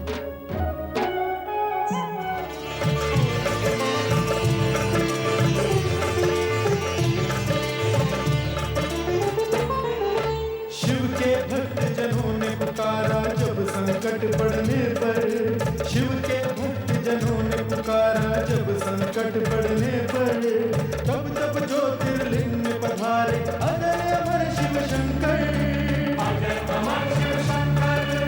अजय अमर शिव शंकर। अजय अमर शिव शंकर। अजय अमर शिव शंकर। अजय अमर शिव शंकर। अजय अमर शिव शंकर। अजय अमर शिव शंकर। अजय अमर शिव शंकर।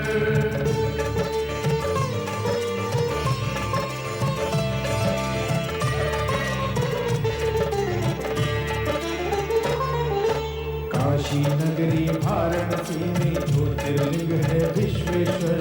मुक्ति धाम है ये काशी जो शिव जी का है प्रिय नगर। अभिमुक्तेश्वर लिंग है जिसकी स्वयं प्रभु ने स्थापना की। इस लिंग की हर शिवधन ने पाशुपत योग से पूजा की। यही पे प्रकृति और पुरुष ने शिव शक्ति का ध्यान किया।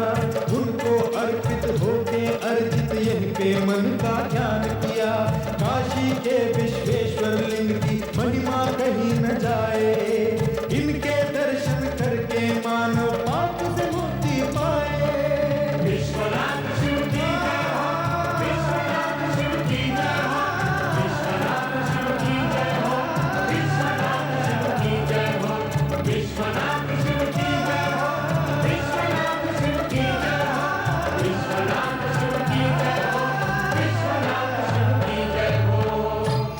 काशी विश्वनाथ ज्योतिर्लिंग की कथा सुनाने का अभिप्राय यही है कि आराधना व तपस्या कभी किसी की व्यर्थ नहीं जाती। हाँ भगवान, संपूर्ण कथा का भावसार यही है कि आराधना भक्त को भगवान तक पहुंचाती है। परमपिता, आपने अत्यंत सारगर्भित कथा सुनाई है। ये कथा संपूर्ण जगत के लिए आदर्श प्रस्तुत करती है। संपूर्ण जगत इसका लाभ उठाए, ये उत्तम है, किंतु तुम्हें भी इसका लाभ उठाना चाहिए पुत्र नारद। इसमें तो शंका है ही नहीं परमपिता। है कैसे नहीं? तुमने कथा सुनाने से पूर्व ही पार्वती की आराधना सफल होने में शंका प्रकट की थी। यह कथा भविष्यवाणी भी करती है कि पार्वती की आराधना अवश्य सफल होगी। परमपिता, यदि आपकी कृपा होगी तो अवश्य सफल होगी। फिर भूलते हो नारद, पार्वती मेरी नहीं शिव की आराधना कर रही है, इसलिए उसकी आराधना शिव पूर्ण कर सकेंगे, मैं नहीं। सत्य ही है, जिस प्रकार अर्ध नारीश्वर से उत्पन्न नर नारी को भी शिव दर्शन के लिए अनेक प्रकार के कष्ट उठाने पड़े और समय लगा, उसी प्रकार पार्वती को भी सफलता और कृपा प्राप्त होने से पूर्व समय अवश्य लगेगा। कामना पूर्ति के पूर्व ही पार्वती को अनेक प्रकार की नारी लीलाओं से विचरना होगा। कामना पूर्ति के पूर्व ही पार्वती को अनेक प्रकार की नारी लीलाएं करनी होगी। और पार्वती ही क्यों, उसके माता पिता और उसके भाई को भी उसका सहयोग करना होगा। पार्वती को अपने माता पिता और परिवार का ही विरोध सहन करना पड़ेगा, उसके पश्चात ही उसकी कामना की पूर्ति हो सकेगी। तात्पर्य ये कि आप सभी को शिव पार्वती के मिलन के विषय में किसी प्रकार की कोई शंका नहीं होनी चाहिए, क्योंकि शंका निराशा को जन्म देती है और निराशा पीड़ा, और पुरुषार्थ पीड़ा सहित होकर नहीं, पीड़ा रहित होकर किया जा सकता है। नारायण नारायण, आहा, अति सुंदर, अति उत्तम। ऐसा ब्रह्म वाक्य इससे पहले कभी नहीं सुना। सुना देवराज, पुरुषार्थ पीड़ा रहित होकर किया जाता है, पीड़ा सहित नहीं। हाँ देवऋषि, सुना। मात्र सुनने से कार्य नहीं होगा देवराज, इसे गुणना भी होगा। और अभी वो समय नहीं आया कि गुणने की सामर्थ्य समाप्त हो जाए। तो क्या ऐसा समय आएगा परमपिता? हाँ नारद, कलयुग में ऐसा ही होगा। ब्रह्म वाक्य सुनने वाले तो बहुत मिलेंगे, लेकिन गुणने वाले नहीं। सुनने सुनाने वाले बहुत अधिक होंगे, लेकिन गुणने गुनाने वाले बहुत कम। अर्थात क्या नारद, कलयुग में जन जन बड़े बड़े और ऊंचे ऊंचे वाक्य बोलेगा और सुनेगा, किंतु कार्य छोटे छोटे और नीचे नीचे करेगा। इसलिए कहता हूं देवराज कि इसे गुण लो और सोच समझकर इसका लाभ लो। इसी में तुम्हारा और समस्त देवताओं का कल्याण है। नारायण नारायण, लाभ उठाइए देवराज, लाभ उठाइए। परमपिता ब्रह्मदेव का मार्गदर्शन आपको सफलता के मार्ग पर ले जाएगा। देवऋषि, इस समय मैं क्या पुरुषार्थ करूं? धैर्य पूर्वक प्रतीक्षा करना भी एक पुरुषार्थ है देवराज। प्रतीक्षा? प्रतीक्षा ही तो मैं कर रहा हूं। विवशता से नहीं देवराज, विवशता से नहीं, धैर्य से। विवशता से की गई प्रतीक्षा में खींच, पीड़ा और निराशा होती है, किंतु धैर्य से की गई प्रतीक्षा में आनंद और भविष्य की सुखद कल्पनाएं होती है। दुख तो इसी बात का है कि इन सब बातों का ज्ञान होते हुए भी तारकासुर के अत्याचारों ने मेरे विवेक और मेरी बुद्धि को कुंठित कर दिया है। मेरा विचार है अब हमें चलना चाहिए देवराज। क्षमा करें ब्रह्मदेव, हम आपको बार बार आकर कष्ट देते हैं। वो तुम्हारा अधिकार है देवराज। नारायण नारायण। तो अब भविष्य में क्या कार्यक्रम है देवराज? ऐसे ब्रह्म वाक्य सुनने के पश्चात धैर्य पूर्वक प्रतीक्षा करने के अतिरिक्त और क्या कार्यक्रम हो सकता है देवऋषि? ब्रह्मदेव ने काशी विश्वनाथ ज्योतिर्लिंग की इतनी अर्थपूर्ण कथा सुनाई, उसका कुछ भी लाभ नहीं उठाएंगे? नारद, देवराज मेरा अभिप्राय नहीं समझ रहे हैं। मां, मैं समझा देता हूं। अर्धनारीश्वर के तन से उत्पन्न नर नारी को शिव कृपा और शिव दर्शन शिव आराधना से ही प्राप्त हुए थे। पार्वती को भी शिव आराधना से ही शिवजी प्राप्त होंगे। इसीलिए मनोकामना पूर्ति और सफलता के लिए शिव आराधना अनिवार्य है। शिव आराधना करने से शिव प्रसन्न होकर मनवांछित फल प्रदान करेंगे। ब्रह्मदेव, केवल मैं ही नहीं, हम सभी देवगण मिलकर शिव आराधना करेंगे। हाँ, अवश्य करेंगे। कल्याण भव।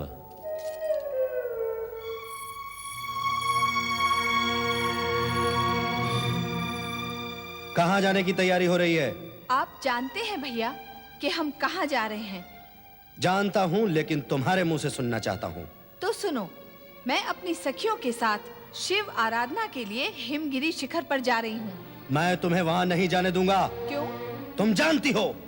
जानती हूँ, पर आपके मुख से सुनना चाहती हूँ। तो सुनो, हमें अपमानित करने वाले उस हठधर्मी शिव की आराधना करने से रोकते हुए भी हमने तुम्हें नहीं रोका, तुम्हारे पति स्नेह के कारण। किंतु अब तुम्हारी पूजा आराधना को स्वीकार ना करके वो तुम्हारी भी उपेक्षा कर रहा है। ये असहनीय है। इस प्रकार वो तुम्हारी ही नहीं बल्कि हमारी और हमारे राज परिवार की भी उपेक्षा कर रहा है। भैया, सम्मान पाने की इच्छा रखने वालों को सम्मान देने की इच्छा भी रखनी चाहिए। मैंने किसका अपमान किया है? अपनी भाषा से पूछिए, वो बताएगी कि सम्मानीय के प्रति आदर सूचक शब्दों का प्रयोग ना करना अपमान जैसा ही है। तुम्हें शिव के सम्मान का इतना विचार है, किंतु अपना और अपने परिवार के मान अपमान का तनिक भी विचार नहीं। जब तुम्हारी पूजा आराधना वहां स्वीकार ही नहीं होती तो तुम उस उपेक्षा के उपरांत वहां क्यों जाती हो? क्या है तुम्हारे पास इस प्रश्न का उत्तर? पूजा आराधना स्वीकार होने में कितना समय लगता है, अथवा आराध्य अपने भक्त की पुकार कितने समय में सुन लेते हैं? इस प्रश्न का उत्तर है आपके पास? अच्छा, तो अब तुम तर्क से अपना मार्ग प्रशस्त करना चाहती हो, किंतु मैं तुम्हें वहां नहीं जाने दूंगा। मुझे जब तब से रोकने की चेष्टा व्यर्थ होगी भैया। ये क्या तर्क वितर्क चल रहा है तुम दोनों में? पिताजी, मैं आपसे, माँ और भैया से हाथ जोड़कर विनती करती हूँ कि मुझे शिव आराधना करने से ना रोकें। यदि रोका गया तो मेरे लिए अहितकारी होगा। पुत्री, जो तुम्हारे अहित में होगा वो हमारे हित में भी नहीं होगा। पिताश्री, आप पार्वती के शब्द जाल में ना आए। तो तुम्हारे क्रोध जाल में आ जाओ मेनाक। बुद्धि से काम लो पुत्र। जो हमारा अपमान करे वो हमारा शत्रु है। क्या अपने शत्रु का विरोध करना बुद्धिहीनता है? बिना सोच विचार किए किसी के प्रति शत्रु भाव रखना बुद्धिहीनता ही है पुत्र। भला शिव हमारे शत्रु कैसे हो सकते हैं? इससे पूर्व भी तुम्हें कहा था मैंने, भगवान शिव हमारे यहाँ अल्पकाल के लिए एकांतवास के निमित्त आए हैं। अल्पकाल के लिए। पुत्र कारण किसी के प्रति शत्रु भाव रखने से उसे तो लेश मात्र भी हानि नहीं होती है, किंतु स्वयं की हानि हो जाती है और उस हानि से शेष कुछ नहीं बचता। पुत्री पार्वती, तुम अपनी सखियों के संग जाओ और भगवान शिव की आराधना करो।